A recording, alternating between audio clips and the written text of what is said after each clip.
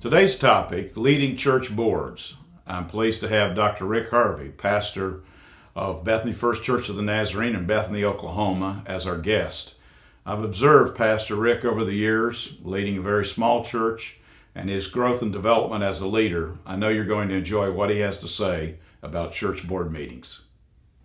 I think all of us who lead church boards learn over the years, to lead from our own personality. I don't think it's bad or good when it comes to different styles of leadership. I think what I've learned to do is to be myself. And so I'm a person who likes a lot of unity and I like cohesiveness. And so I tend to lead from that perspective.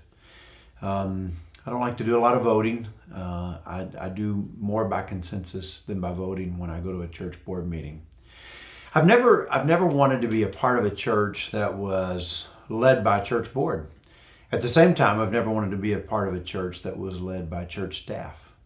And so when I go to board meeting, I think it's crucial that our staff and board come together to form a very solid leadership team.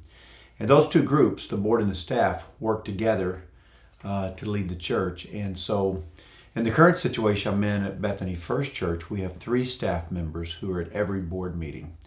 And they all 3, along with myself, lead a committee, and that's the way that our structure is set up. And so it's our board and staff working together.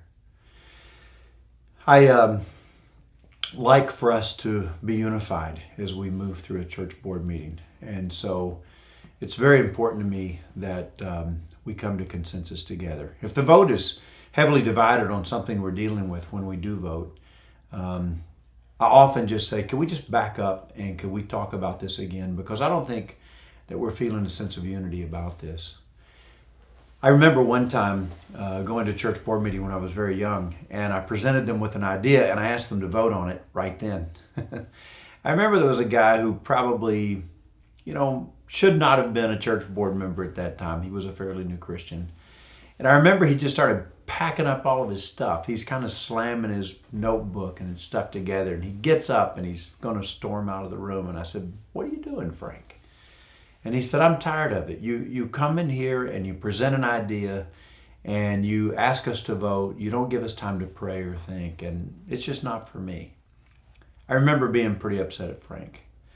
But I remember a long drive the next night where I felt like the Holy Spirit really challenged me. What if Frank's right? What if you do need to give the board more time? Sometimes we develop principles that we live by. And that was when I developed a principle that I said, no longer am I going to present something to my church board and ask them to vote now.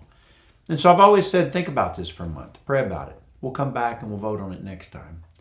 And I realized when people had a little bit of time to breathe, a little bit of time to think, a little bit of time to pray, it changed dramatically the way that we worked together as a board.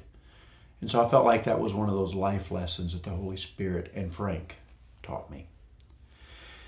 To me, it is very important to communicate well with my church board. Right now, we never have a board meeting unless we have one of our staff members come in and give a full report about their ministry. It takes maybe 15 minutes or so, sometimes 20. It's amazing to me how many times a board member will say to me, after one of our staff members report, "I had no idea we were doing all those things." And so in our church board, we may meet 9 to 10 times a year. And having one staff member to come in throughout that year gives our church board a pretty good picture about all the ministries that are taking place in the church.